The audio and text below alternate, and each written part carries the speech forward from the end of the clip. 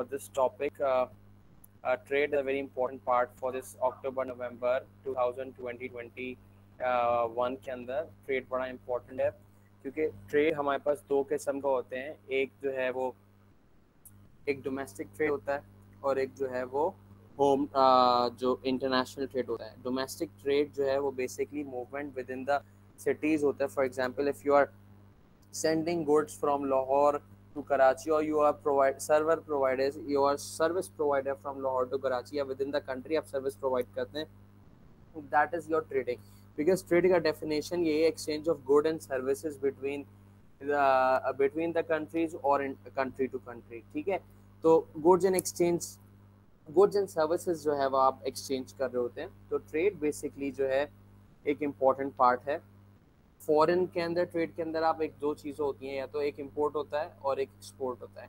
Import का मतलब होता है कि you are selling your products, जो भी आपकी you are buying your products जो भी आपकी कंट्री के अंदर प्रोड्यूस किया जा रहा है, और सेलिंग ऑफ द प्रोडक्ट जो है वो आपकी एक्सपोर्ट कहती है, ठीक है। एक्सपोर्ट से आप जो है ज़्यादा से ज़्यादा आप प्रोडक्ट ज्वाइन करते हैं। तो एक्सपोर्ट्स जो है वो आपके पास बेसिकली आप जो इनकम आप जनरेट करते हैं एक्सपोर्ट से, that is called as foreign exchange. जो पैसा आप एक्सपोर्ट से जनरेट करते हैं उसको फॉरेन एक्सचेंज कहा जाता है। और इंटरनेशनल ट्रेडिंग हमारे पास तमाम सारी डॉलर्स के अंदर होती है। तो इसलिए उसी के हिसाब से आपकी appreciation and depreciation of currency भी होती है, ठीक है जी। तो सबसे पहले देखें, अगर हमारे होम ट्रेड जो है तो हमें बेनिफिट्स क्या होता है डोमेस्टिक ट्रेड से। नंबर वन, डोमेस्टिक ट्रेड से ये होता है कि अगर हम विद इन द कंट्री हम गुड्स एंड सर्विसेज शेयर कर रहे हैं, तो और अगर हमारी प्रोडक्शन इंक्रीज हो रही है, तो अगर कराची में something is being produce and it has to be traded to Lahore, तो we obviously increase the domestic competitiveness बढ़ती है इससे। यानी कि ऑब्वियसली इफ पर्टिकुलरली लाहौर, फिर अगर हम कोई चीज़ हम ट्रेड कर रहे होंगे तो लाहौर को भी ये रीजनल कॉम्पिटिटिवनेस बढ़ेगी कि वो अपनी चीज़ को प्रोड्यूस करे। इससे ऑब्वियसली आपकी सेल्स ही बढ़ती है और प्रॉफिट भी बढ़ती है। जितना आपका ट्रेड बढ़ेगा उससे आपकी इंक्रीज करेगी, फिर आपका टोटल मार्केट शेयर बढ़ता है। क्योंकि जाहिर बात है, जब आप डोमेस्टिक ट्रेड कर रहे होते हैं तो आपकी ग्रॉस डोमेस्टिक प्रोडक्ट भी इंक्रीज हो रही होती है। उसके बाद जैसे आप इम्पोर्टेड प्रोडक्ट्स के अंदर एग्जिस्टेड मार्केट्स में आप बड़े मसरूफ़ रहते हैं एग्जिस्टिंग टेक्नोलॉजीज़ के अंदर, तो आपकी वो डिपेंडेंस भी बड़ी रिड्यूस होती है एग्जिस्टिंग मार्केट्स के अंदर। या जैसे आप किसी चीज़ के ऊपर आपकी रिलायंस है, तो इंटरनेशनल ट्रेड आपका रिलायंस, सबसे इम्पोर्टेंट बात यह है कि जब आपकी डोमेस्टिक ट्रेड बहुत स्ट्रॉन्ग होती है, तो आप जो है वो डोमेस्टिक ट्रेड जब आपका स्ट्रॉन्ग होता है तो आपकी जो डिपेंडेंसी है इंपोर्ट के ऊपर वो डेफिनेटली बड़ी कम हो जाएगी। अगर for example if iPhone is producing the same quality of product, iPhone जो है अगर वो अच्छी क्वालिटी का प्रोडक्ट या सेम कंपैरेटिवली पाकिस्तान के अंदर प्रोड्यूस किया जा रहा है, तो सबसे अच्छा पॉजिटिव पॉइंट ही हमारे पास ये है कि हम इंपोर्ट्स रिड्यूस कर देंगे आईफोन की और हमारी रीजनल कॉम्पिटिटिवनेस बढ़ जाएगी। तो हमारी एक्सपेंशन होगा बिजनेस का, हम प्रोडक्शन कैपेसिटी बढ़ जाएगी और हम डोमेस्टिक मार्केट में एक अच्छा शेयर बना पाएंगे, जीडीपी भी राइज होती है। तो ये होम गुड्स के फ़ायदे हैं। अब अगर हम बात करें कि हम ग्लोबल ट्रेड से हमारे क्या फ़ायदा होता है, ग्लोबल ट्रेड से सबसे बड़ा बात ये देखें, import is very much important. अभी जो पाकिस्तान के हालात हैं, Pakistan is going with a huge inflation rate. सबसे ज़्यादा ये दौर है कि पाकिस्तान में इस टाइम हर बिजनेस बड़ा बैंकरप्सी की तरफ जा रहा है, whether it is about raw material या whether it is about whether the concerns about buying anything. अगर हम छोटी सी चीज़ भी इंजन ऑयल भी खरीद रहे हैं डालने के लिए, तो महीने के अंदर 300 to 400 का डिफरेंस आ रहा है। Everything is too much devastated because of the government shrinking and sprint policy. Government ने कहा कि पाकिस्तान को इंपोर्ट के बैन करना चाहिए, इंपोर्ट पे रिस्ट्रिक्शन लगा दी है मोटर व्हीकल्स के ऊपर और ऑटोमोबाइल्स के ऊपर। उन्होंने बहुत सारी जो रॉ मटेरियल्स हमारी इंडस्ट्रीज प्रोड्यूस करती हैं उसका रॉ मटेरियल बाहर से आता है, उसके ऊपर भी आपने ट्रेड रिस्ट्रिक्शन लगा दी। अब वो जब चीज़ें बाहर नहीं आ रही हैं ऑब्वियसली, तो जब वो लिमिटेड अमाउंट में आ रही हैं या कोई भी ब्राइब करके उसको बाहर से मंगवा रहा है, तो they are selling into the black, तो इसलिए प्राइसेस आपकी हाइक कर रही हैं।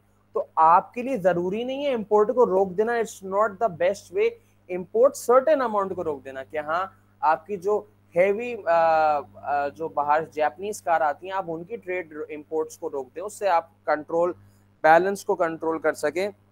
You can not stop, you can not place a ban on all the imports, तो आपकी इंडस्ट्रीज यहाँ पे बुरा हाल हो रहा है। तो it's very important because import जब आप करते हैं, एक्सपोर्ट से तो आपको अल्टीमेटली पता है कि आपके लिंक्स बढ़ रहे हैं कंट्री के अंदर, you are sharing the links, आपके आप अच्छी चीज बना के बेचते हैं, आपकी कॉम्पिटिटिवनेस बढ़ती है, आप ग्लोबलाइजेशन की कंपटीशन के अंदर आते हो। अगर आप एक छोटा सा सॉफ्टवेयर भी बनाते हो, आपकी रेवेन्यू इंक्रीज होती है, अक्रॉस द बॉर्डर आपकी अच्छी चीजें हो जाती हैं। तो एक्सपोर्ट करने के फायदे हैं, इंपोर्ट करने के भी फायदे हैं, बिकॉज अगर मेरे पास ये आईफोन है, this is not Pakistan manufacturer, ये जो है बाहर से आ रहा है, तो why I am connecting the Google within it, और मैं तमाम सारी चीजें एक फोन में लेके चल रहा हूँ, connecting all with 300 plus students all I have within the schools, तो उसको मैं इस 300 बच्चे को एक ही पोर्ट इतने से फोन के अंदर लेके चल रहा हूँ, which is having a very fast service as well, efficiency भी है, और हम रिकॉर्डेड लेक्चर्स भी डाल के इस पे काम कर देते हैं।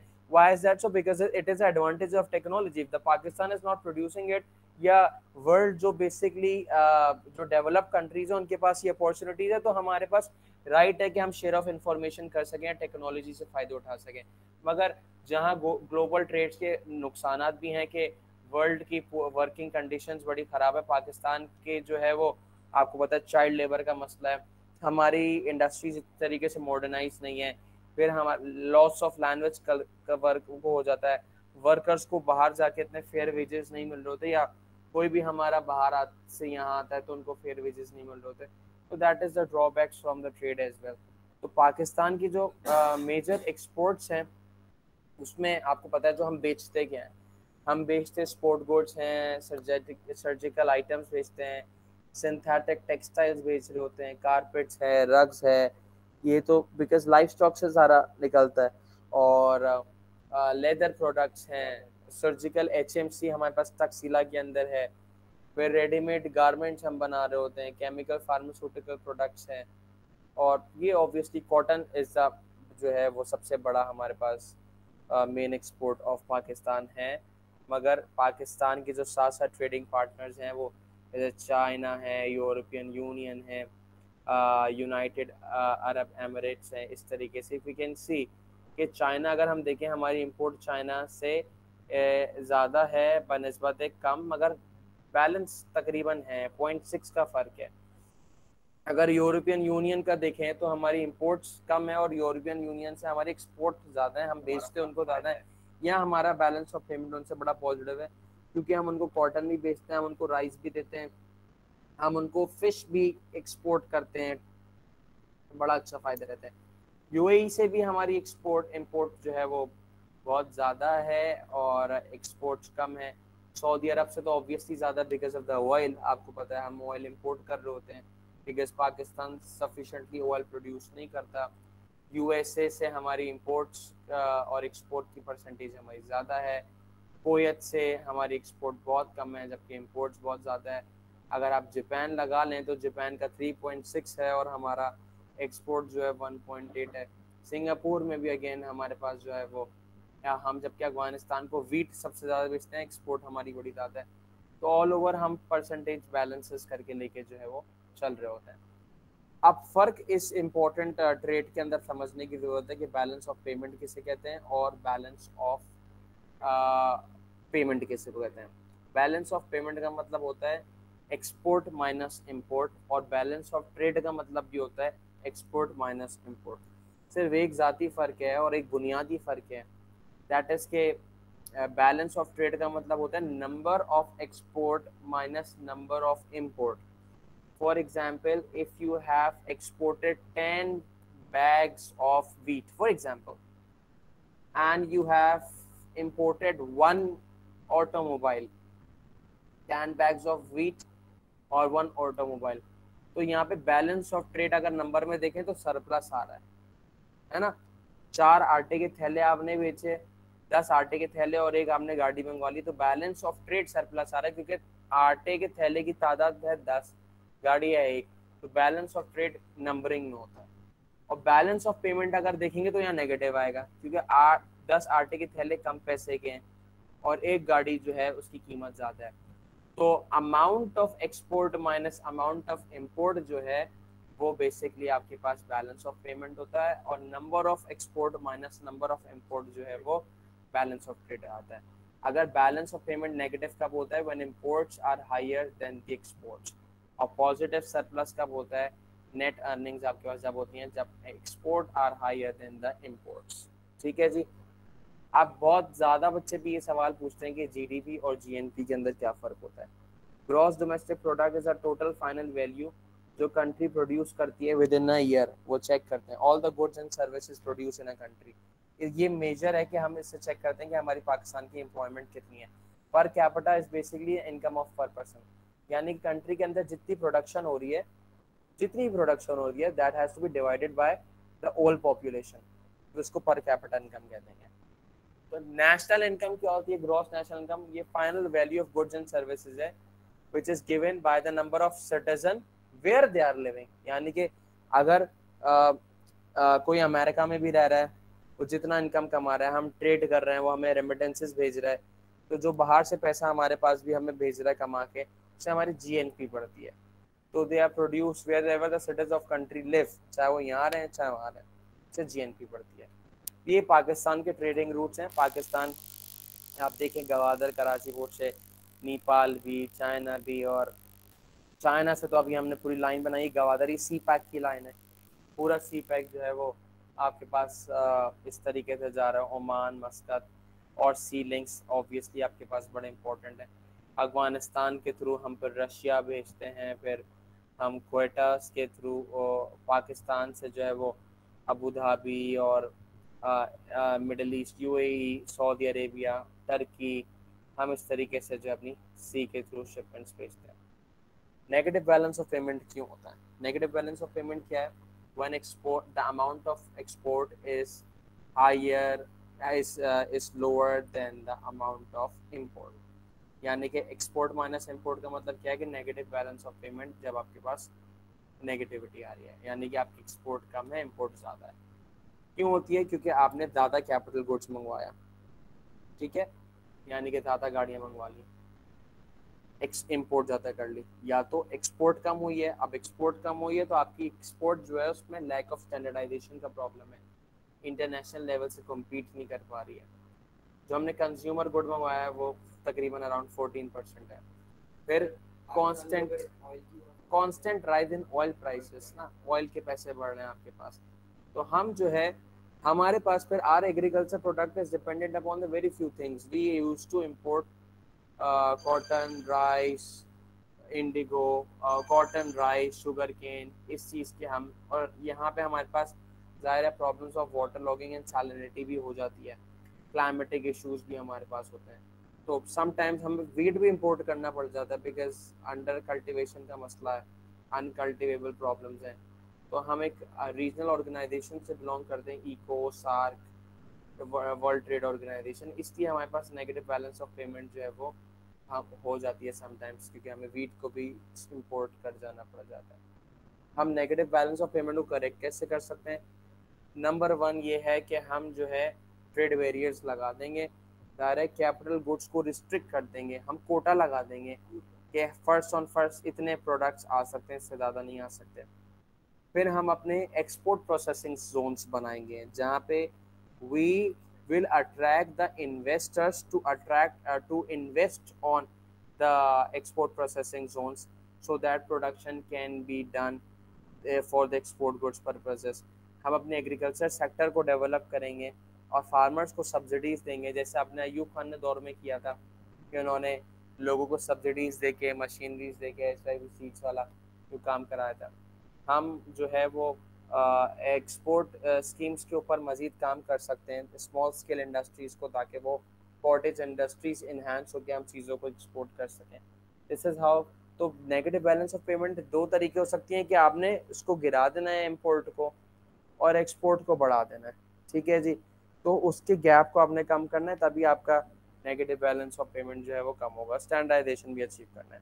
ट्रेड बैरियर है, ट्रेड बैरियर बेसिकली ये मेजर्स हैं गवर्नमेंट या पब्लिक अथॉरिटीज़ लगाती हैं, जैसे आजकल खान साहब ने लगाया हुआ है ताकि बंदा जो है वो इम्पोर्टेड गुड्स कम इस्तेमाल करे, क्योंकि इम्पोर्टेड गुड की कॉम्पिटिटिवनेस अलग होती है, उसकी रीजनल अलग होती है। अब फायदा ब्यूटी क्रीम आप लगा लें या निविया की क्रीम लगाएं तो आपको फर्क नजर आएगा। फायदा ब्यूटी क्रीम जो है वो आपकी locally made Pakistani less competitive, और निविया या बाथ एंड बॉडी वर्क्स का या फिर विक्टोरिया सीक्रेट के आप बॉडी लोशन एंजॉय करेंगे तो 8-9 हजार के लोशन है वो आपके लेस कॉम्पिटिटिव हो जाएंगे। तो जो इंटरनेशनल गुड्स है वो आपकी कंट्री से लेस कॉम्पिटिटिव होते हैं, तो इसलिए हम उसको कॉम्पिटिटिव बनाने के लिए अब क्या हुआ कि अब आप ये देखें कि गवर्नमेंट ऑफ पाकिस्तान ने ऑटोमोबाइल्स की इंपोर्ट को बंद कर दिया, तो सारे पाकिस्तानी गाड़ियों के ऊपर आ गए, और बिल्कुल ही बंद कर दिया ना आपने, तो सब पाकिस्तानी गाड़ियों के ऊपर आ गए, यारिस, करोला। अब जब लोग इनकी तरफ आए तो आपने उसकी शॉर्टेज कर दी, Yaris is not available in the market. लोग एल्सविन की तरफ जाने लगे, वो महंगी होना शुरू हो गई। अब एल्सविन की असेंबली या पाकिस्तान में मैन्युफैक्चरिंग कर रही है, उसकी असेंबली है, भाई उसके पार्ट्स कहाँ से आएंगे? पार्ट्स जो है वो तो आपको इम्पोर्ट ही करना पड़ेगा ना। क्या पाकिस्तान हैंडल लॉक बना रहा है करोला का, या पाकिस्तान को एसी की ग्रिल बनाना है? Everything imported. इम्पोर्ट पे आपने ड्यूटीज इतनी लगा दी हैं, वो गाड़ी ऑटोमेटिकली महंगी हो जाती है। ट्रेड बंद कर दी है, इम्पोर्ट नहीं हो सकती, तो यहाँ जो होम इंडस्ट्रीज को बूस्ट करने के बजाय कि आप उनको इंसेंटिव दे दे, वो उन्होंने और पैसे बढ़ा दिए। उन्होंने कहा लोगों की मजबूरी है, लोग तो खरीदेंगे भी। तो ट्रेड बैरियर इसलिए आता है कि हम रिस्ट्रिक्ट कर सकें ट्रेड को। ट्रेड बैरियर के टाइप्स हैं, इंपोर्ट ड्यूटीज। अगर जैसे गाड़ियों पे 200% ड्यूटी लगाई गवर्नमेंट ऑफ पाकिस्तान ने, वो इसलिए लगाई हर कोई ना करे। 4 लाख की गाड़ी के 4 मल्टीप्लाई कर लें 8, और 8 को दोबारा से मल्टीप्लाई 4 लाख करें, 12 लाख की गाड़ी आपको पड़ती है।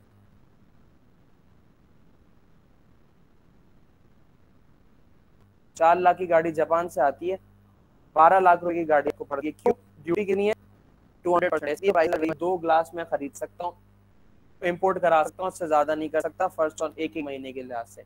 इम्पोर्ट लाइसेंसिंग जिसके पास आपने, अब जैसे आप लगा लें पोर्ट कासिम वाले हैं, उनको तो बेल्जियम से कोयला इम्पोर्ट कराना पड़ता है, तो हमने उनको लाइसेंसिंग इशू कर दी कि भाई आप तो नहीं रोक सकते, ये इंडस्ट्री तो हमारी बंद नहीं हो सकती, उसके बगैर तो चलेगा ही नहीं। तो ये हुआ सब्सिडीज और मर्केंटलिज्म। तो इसमें से कोई भी 2-3 याद कर लें, डेफिनेशन पता होनी जरूरी नहीं है, ट्रेड बैरियर्स के बारे में पता हो और ये हो। फायदे क्या हैं ट्रेड बैरियर्स के? बहुत हैं कि आपकी होम इंडस्ट्रीज ग्रो करती हैं जब आप ट्रेड लगाते हो ना। जैसे कि अभी टोयोटा वगैरह के काम बढ़ना शुरू हो गया, कंपटीशन है। जब होम इंडस्ट्रीज काम करती हैं तो एम्प्लॉयमेंट बढ़ती है, गवर्नमेंट को फिर जब एम्प्लॉयमेंट बढ़ती है तो गवर्नमेंट को टैक्स मिलता है, चलो भाई पैसा आ गया। और फिर जो है number of goods and services जो है पूरे मुल्क के अंदर सप्लाई हो रहे होते हैं, ये फायदा है। डिसएडवांटेजेस क्या है ट्रेड बैरियर का? सबसे बात तो ये है, मैं इतनी देर से डिसएडवांटेज ही बता रहा हूँ। क्या बता रहा हूँ कि if you are imposing the trade barrier तो you will not be able to share the technology. फिर there is a hike in the prices because some of the raw material Pakistan has to import करना पड़ता है, and when they are put up with a ban या trade barriers उनके ऊपर लग गए तो इंडस्ट्रीज जो है वो बंद हो जाएंगी या महंगी चीज़ें बेचना शुरू कर देंगी। ट्रेड बैरियर्स का नुकसान ये है कि जो रिलेशन है अफगानिस्तान और चाइना पाकिस्तान के, वो रुक जाएंगे, हर्डल हो जाएंगे, टाइज लग जाएंगे। अपनी इकोनॉमी को स्टेबल करने के लिए आपने दूसरे मुल्क से गुड्स खरीदना बंद कर दी तो वो किसी और के पास चला जाएगा, रिस्ट्रेन हो जाएंगे। तो ये नुकसानात हैं। अब आ जाए एक्सचेंज रेट के ऊपर। तो एक्सचेंज रेट क्या है? एक प्राइस है that the currency is represented in the another. आपकी कंपैरिजन आपको बार बार दिखाया जाता है, आपको हमें और आपको याद दिलाया जाता है कि $1 ऑफ पाकिस्तान इज नाउ 165। तो इट इज शोइंग इफ 2020 के अंदर लगा लें कि $1 150 का था और अब 21 के अंदर $1 इज 165 पी क्या रुपीज। तो 20 से 21 में क्या देखा? करेंसी अप्रिशिएट हुई, डेप्रिशिएट हुई? डेप्रिशिएट हुई, क्योंकि आपका $1 आपको $1 से आपको 150 रुपए मिल रहे थे, अब आप 160 रुपए ज्यादा पैसे देके $1 खरीदोगे। पहले 2020 के अंदर ऐसे लगाया करो इसको साहब, 2020 में आप 150 रुपए देके $1 खरीद रहे थे, अब आप ज्यादा पैसे देके $1 खरीद रहे हो, तो डॉलर महंगा हो गया या पाकिस्तान रुपीज अप्रिशिएट होगा? डेप्रिशिएट होगा ना। ज्यादा पैसे देके यू आर बाइंग $1, तो it determines the about the trade कि आपके कैसा जा रहा है। एप्रिशिएट कब होती है करेंसी? जब आपकी एक्सपोर्ट्स अच्छी होती हैं। याद रखना, एक्सपोर्ट एक्सपेंसिव होंगी, इंपोर्ट्स चीपर होंगी, डॉलर बढ़ेगा, कम होगा, ठीक है। इंडस्ट्री इंपोर्टेड क्वालिटी की होगी, आप अच्छी चीजें पेट्रोकेमिकल्स वगैरह दोगे। रुपीज डेप्रिशिएट कब होती है? जब आप सस्ता एक्सपोर्ट कॉटन राइस देते हो, महंगा इंपोर्ट करते हो, तो जाहिर है आईटी, टेक्सटाइल, ये तमाम सारी चीजें इन इंडस्ट्रीज को बेनिफिट होता है, ठीक है। जब आपकी रुपीज जो है वो डेप्रिशिएट होती है तो आईटी वालों को बड़ा फायदा होता है। क्यों फायदा होता है? फ्रीलांस काम कर रहे होते हैं, बाहर से पैसा ज्यादा आ जाता है। टेक्सटाइल वालों को बड़ा फायदा होता है कि वो ऑब्वियसली उनको डॉलर्स में जो है अब जो है ज़्यादा ईजी उनके पास जो है वो हो जाएगी तमाम सारी चीज़ें। तो वर्ल्ड ट्रेड ऑर्गेनाइजेशन, पाकिस्तान का बड़ा रोल है। पाकिस्तान ने वर्ल्ड ट्रेड ऑर्गेनाइजेशन के पाकिस्तान के लिए रूल रखे हुए कि वो स्मूथली काम कर सके, फ्रीली काम कर सके। और world trade organization around 148 countries के दरमियान में है, ताकि ये मेक श्योर हो कि पाकिस्तान की ट्रेड राइट्स प्रोटेक्टेड हैं और वर्ल्ड में Pakistan as a important trading partner है, ठीक है। हमने मेंबरशिप क्यों ली है? ताकि हमारे टैरिफ्स कम हो, हम पब्लिक फोरम पे हम बात कर सकें। अगर कोई ट्रेड डिस्प्यूट हो जाए खुदा ना खास्ता किसी कंट्री से, हम उसको डिस्प्यूट कर फाइल कर सकें। मगर यहाँ पे वर्ल्ड ट्रेड ऑर्गेनाइजेशन के अंदर कौन डैडी बने फिर रहे हैं? Develop state, USA, China, and policies उनके मुताबिक चलती हैं, डेवलपिंग कंट्रीज के मुताबिक नहीं चलती। फाइनेंशियल रिसोर्सेज का मतलब है ज़रा डेवलप हम जैसी पाकिस्तानी कंट्रीज का, तो ये तो मसले जो है वो आपके पास आते हैं। फिर इसके अंदर एक इम्पॉर्टेंट पार्ट है ड्राई पोर्ट, तो बड़ा आसान है, मैंने पढ़ाया था पूरा। ड्राई पोर्ट के अंदर वो तमाम स्टॉकिंग, क्लियरेंस, कस्टम चेकिंग करके कंटेनराइजेशन करके आपका सी पोर्ट में जाता है। ड्राई पोर्ट एक इनलैंड पोर्ट है जो कि आपका टर्मिनल से कनेक्टेड होते हैं। पूरे पाकिस्तान में बने हुए Lahore dry port, Karachi dry port, Sialkot dry port. अब सियालकोट के प्रोडक्ट जो प्रोड्यूस हैं वो सियालकोट ड्राई पोर्ट आएंगे, कस्टम क्लियरेंस होके फिर ये फाइनल सी पोर्ट पे आके फर्दर आगे जाएंगे। तो basically dry port is giving assistance to the sea port, क्योंकि सिंध पोर्ट कासिम के ऊपर बहुत ऑब्वियसली बर्डन है, तो पाकिस्तान में बड़ी आसानी हो जाती है। ड्राई पोर्ट्स बहुत सारे हैं। ड्राई पोर्ट से पाकिस्तान में फॉरेन ट्रेड में इजाफा हो रहा है, क्योंकि आपको पता है कि लेस कंजेशन हो रहा है, स्पीड, पेपर वर्क ज़्यादा काम हो रहा है, कस्टम चेक्स हो रहे हैं, कंटेनराइजेशन हो रही है, तो ये बड़ा अच्छा जो है वो काम हो रहा है। Why do the import of steel increases इन पाकिस्तान? हमें स्टील क्यों इम्पोर्ट करना पड़ रहा है? पहली बात तो ये, हम सेल्फ सफिशिएंट बना रहे हैं, इतना इनसफिशिएंट स्टील प्रोड्यूस करते हैं जो कि पूरा नहीं होता। दूसरी बात ये है कि हमें रोड रिपेयर करने होते हैं, रेलवे करने होते हैं, मशीन बनानी होती है, कंस्ट्रक्शन इंडस्ट्री के अंदर स्टील काम आ रहा है। तो बहुत सारी ऐसी इंडस्ट्रीज हैं जहाँ पे आपके पास स्टील काम आता है, और इसलिए हमें इम्पोर्ट करना पड़ता है, क्योंकि हम इतना ज़्यादा वो प्रोड्यूस जो है जनाब नहीं कर पाते। पाकिस्तान और यूरोपियन यूनियन का बहुत इम्पोर्टेंट साथ है। यूरोपियन यूनियन जो है वो पाकिस्तान के साथ कब से ट्रेडिंग पार्टनर्स रहे हैं, they are very important trading partners, जिनके अंदर ये कंट्रीज़ जो है वो आती हैं। पाकिस्तान, स्विट्ज़रलैंड है, टर्की है, रशिया है, ये तमाम सारी जो है वो बेसिकली आपके पास ये आती है। हमने ट्रेडिंग ब्लॉक्स बनाए हुए, यानी ऑर्गेनाइजेशंस हैं रीजनल ग्रुपिंग्स में, जहाँ पे पाकिस्तान होगी को भी फैसिलिटेशन मिलती है फ्री ट्रेड की। जैसे हमने सार्क ज्वाइन किया हुआ है, that stands for south Asian association with the regional corporation. Eco हमने ज्वाइन किया, इकोनॉमिक कॉरपोरेशन ऑर्गेनाइजेशन, या एशियन जो है association of south Asian Nations, इनको हमने ज्वाइन किया हुआ है, ठीक है। This is all about the trade, समझ में आ गया? अब I am just moving towards the past papers. एक दो सवाल कर लें so that you may understand.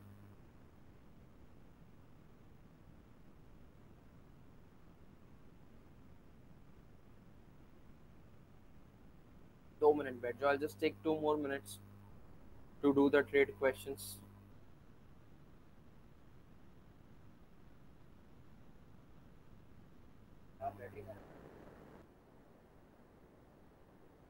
अभी बैठ के आराम से शराफत से आ जाओ।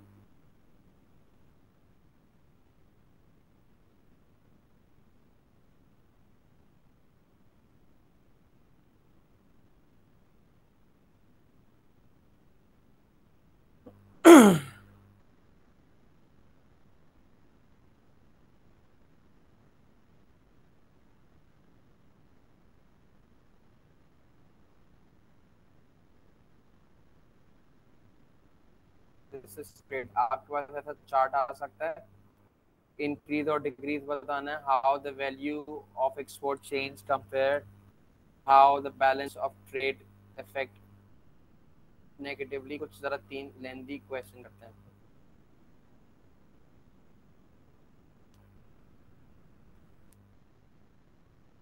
To drivers explain how they make import and export easier.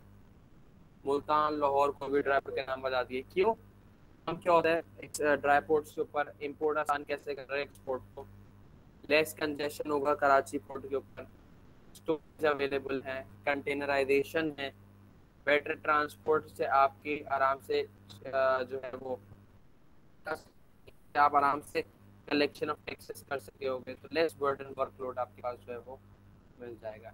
ठीक है, अच्छा अब हम सवाल पूछ सकते हैं कि what features that more develop industrial state, ज़रूरी क्यों है कि हम जो है वो एक्सपोर्ट प्रोसेसिंग जोन बना रहे हैं, तो वहाँ पे क्या फीचर्स होने चाहिए? प्लांट्स, ट्रेड रोड्स होने चाहिए, well connected with other cities होने चाहिए, ट्रीज, ग्रीन बेल्ट हो, इलेक्ट्रिसिटी सप्लाई हो, पूरा मेटल रोड हो, उसके अंदर सर्विसेज रोड भी हो, अवेलेबिलिटी ऑफ द वाटर हो।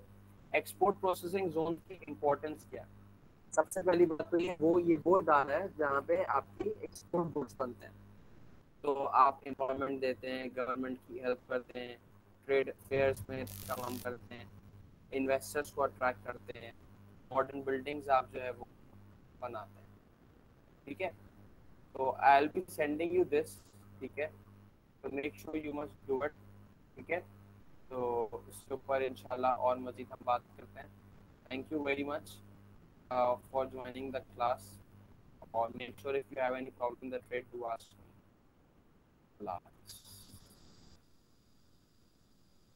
अफान था क्लास में एंड